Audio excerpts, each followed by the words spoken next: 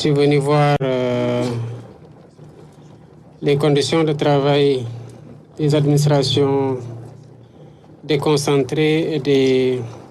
forces de défense et de sécurité qui effectuent un travail remarquable dans le cadre de la sécurisation de cette partie du pays, et voir aussi les défis environnementaux auxquels nous sommes confrontés de plus en plus dans la zone de la Falémé et qui ont conduit les ministres de l'Environnement, des Mines et celui chargé de l'Intérieur, de la Sécurité publique et des Forces armées à faire un rapport suite auquel j'ai pris un décret pour interdire les activités d'orpaillage à 500 mètres de la Falémé. Il fallait aussi venir jusqu'ici pour voir les dégâts qui ont été rapportés, mais constater de visu aussi le niveau d'application du décret et davantage instruire les forces de défense et de sécurité avec la collaboration des populations, des élus et des autorités déconcentrées,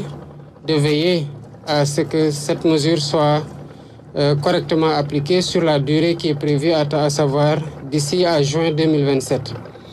C'est une préoccupation majeure quand on sait que la Falémé est un affluent du fleuve Sénégal qui alimente jusqu'à Dakar l'eau à usage domestique.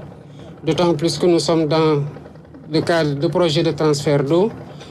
qui partent toujours du fleuve Sénégal, notamment pour ce qui concerne le grand transfert, et qui doit alimenter les villes de Touba, de Thiès, de Mbour et de Dakar, qui concentrent plus de 52% de la population urbaine et 31% de la population du Sénégal, étant entendu que l'essentiel des pôles urbains sont configurés entre Diamniadio, Daga-Kholpa, la nouvelle ville de Thiès, et Mbour dans une certaine mesure. Évidemment, c'est une préoccupation, mais je pense que ce que j'ai constaté rassure quant à la fermeté qu'il faut avoir pour faire appliquer le décret dans la durée,